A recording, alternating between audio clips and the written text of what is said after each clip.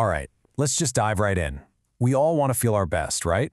But the world of nutrition, it can feel so complicated, almost overwhelming. But what if I told you that tackling some of the world's biggest health problems really just boils down to a few simple numbers and choices? Well, that's exactly what we're going to break down right now. Let's start with a number that is, well, it's pretty staggering. 11 million. That's how many deaths every single year around the world are linked to a poor diet.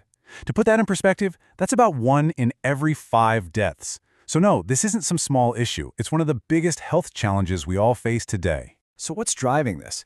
You know, the craziest thing is how simple the answer is. It's not about some rare, expensive superfood we're all missing out on. Nope.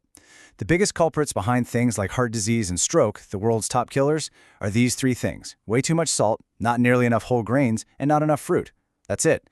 It's an imbalance that, honestly, we can actually fix. Okay, so let's get into part 1, why your plate matters. We're going to look at the real, direct, measurable impact that the way we eat today is having on our health. And to bring this right home, check out this number from England for 2023-24.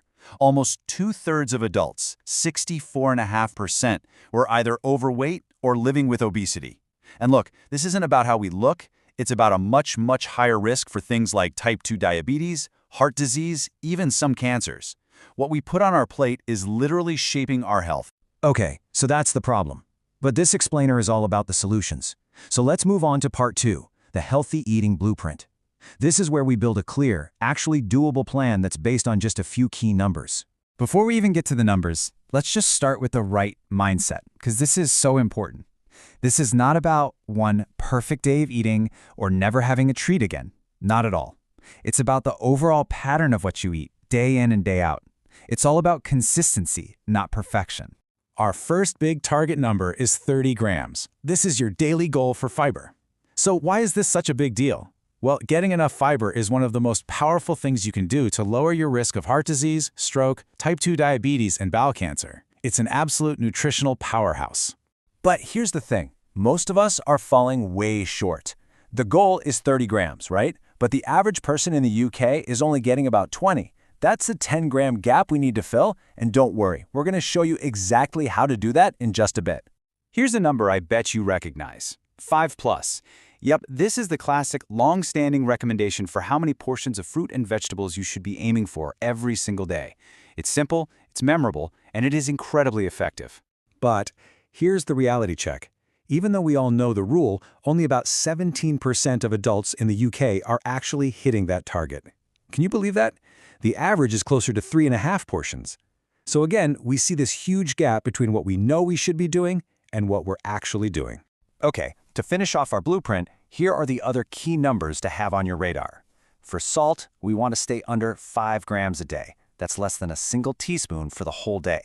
And for both free sugars and saturated fats, the goal is to keep them under 10% of your total energy. Simple as that.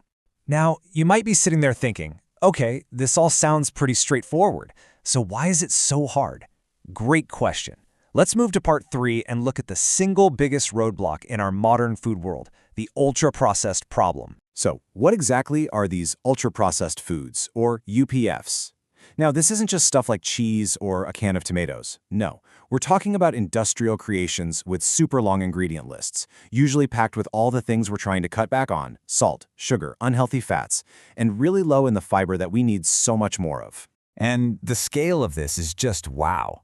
In the UK, more than half, 57% of all the energy the average person gets comes from these UPFs. They aren't just a small part of our diet anymore. For a lot of us, they are the diet. And if you thought that was shocking, get this. It gets worse. For teenagers, that number skyrockets to 66%. Nearly 2/3 of all their calories are coming from UPFs. This is a huge red flag showing us exactly where things are headed if we don't make a change. Okay, enough about the problem. Let's get practical. In part 4, we're building your daily toolkit. These are the actionable steps, the simple frameworks you can start using every single day. So, forget about complicated calorie counting for a minute. Just focus on getting these building blocks into your day. Aim for a couple of portions of whole grains, hit that 5+ on fruit and veg, make sure you have some protein with each meal, get some dairy or alternatives, and choose those healthy fats like olive oil or avocados. See? It's a positive approach. It's all about what you can add in. And here's what that actually looks like on a plate. This is just a simple, delicious day of eating. And notice how it easily hits all our targets, right? The porridge and bread give you whole grains and fiber. The berries, the soup, the broccoli, they get you well on your way to 5 a day. It's balanced, it's real food, and it's really not that complicated at all. You know, a huge part of this battle is actually won in the supermarket. So here are 3 super simple things to check on food labels. For salt, look for that green traffic light or anything less than 0.3 grams per 100 grams. For fiber in things like bread or cereal, try to aim for more than 6 grams. And honestly, a great rule of thumb, shorter ingredient lists with words you can actually pronounce are almost always a better bet. All right, we are heading into our final section. Part 5, small swaps, big impact. This is where we tie it all together and really hammer home that core message. It's all about progress, not perfection. Okay, let's quickly bust a couple of common myths that trip people up all the time.